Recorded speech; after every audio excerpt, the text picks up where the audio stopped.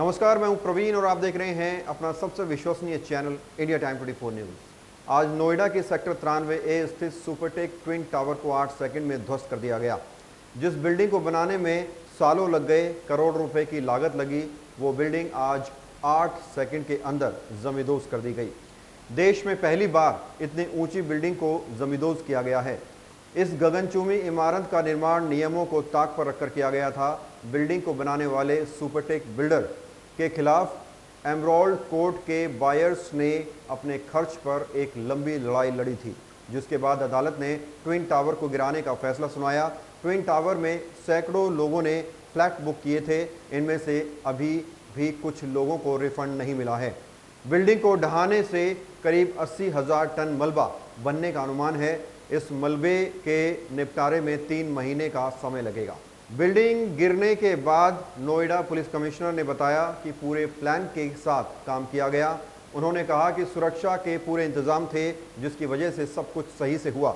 वहीं नोएडा प्राधिकरण की सीईओ ऋतु महेश्वरी ने कहा कि आसपास की हाउसिंग सोसाइटी को कोई नुकसान नहीं हुआ है। अभी कुछ मलबा सड़क की तरफ आया है। हमें 1 घंटे में स्थिति का बेहतर अंदाजा हो जाएगा। भ्रष्टाचार की इस गगनचुंबी इमारत के बनने की कहानी की शुरुआत करीबन 1.5 दशक पहले हुई थी। नोएडा के सेक्टर 93A में सुपरटेक एमराल्ड कोर्ट के लिए जमीन आवंटन 23 नवंबर 2004 को हुआ था। इस प्रोजेक्ट के लिए नोएडा अथॉरिटी ने सुपरटेक को 84,273 वर्ग मीटर जमीन आवंटित की थी। 16 मार्च 2005 को इसकी लीज डील हुई, लेकिन उस दौरान ज़मीन की पैमाइश में लापरवाही के कारण कई बार ज़मीन बढ़ी या घटी हुई भी निकल आती थी।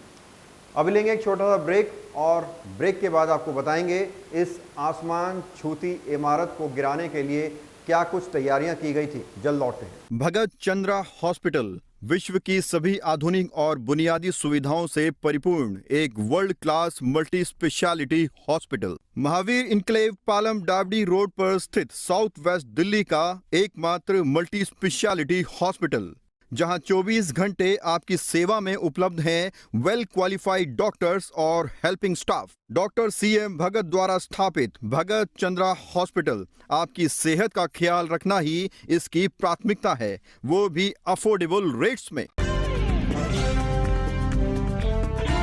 ब्रेक के बाद आपका स्वागत है। बिल्डिंग गिराने से पहले कई सारी तैयारियां की गई थी। एमराल्ड कोर्ट और ATS विलेज सोसाइटी में रहने वाले करीब 5,000 लोगों को दूसरी जगहों पर शिफ्ट किया गया था। नोएडा अथॉरिटी के मुताबिक बिल्डिंग ढहाने के बाद आसपास के इलाके में धूल से निपटने के लिए पानी के 100 टैंकर तैनात किए गए थे। 15 anti smoke gun, 6 medical sweeping machine, करीब 200 सफाई कर्मी और 20 ट्रैक्टर ट्रॉली लगाई गई हैं। इसके अलावा 100 से ज़्यादा दमकल कर्मियों को भी तैनात किया गया था। बिल्डिंग गिराने से पहले प्रशासन ने 400 से 500 मीटर का एक एक्सक्लूजन जोन बनाया था, जिसमें लोगों की एंट्री बैन थी। इस जोन में 560 पुलिसकर्मी रिजर्व फोर्स के साथ 100 जवान और 4 क्विक रिस्पांस टीम सहित NDRF की टीम तैनात थी। नोएडा एक्सप्रेसवे को भी आधे घंटे के लिए 2:45 बजे तक बंद कर दिया गया था। ट्विन टावर के पास की 2 सोसाइटी में रसोई गैस और बिजली की आपूर्ति बंद कर दी गई थी।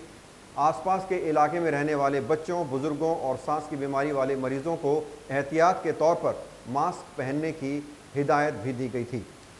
ये बिल्डिंग गिराई क्यों गई, अब ज़रा ये समझिए। इन दोनों टावर्स का निर्माण नियमों के मुताबिक नहीं हुआ था। सुपरटेक ने इस बिल्डिंग को अपने एमराल्ड कोर्ट प्रोजेक्ट के पार्क में एरिया में बना दिया था।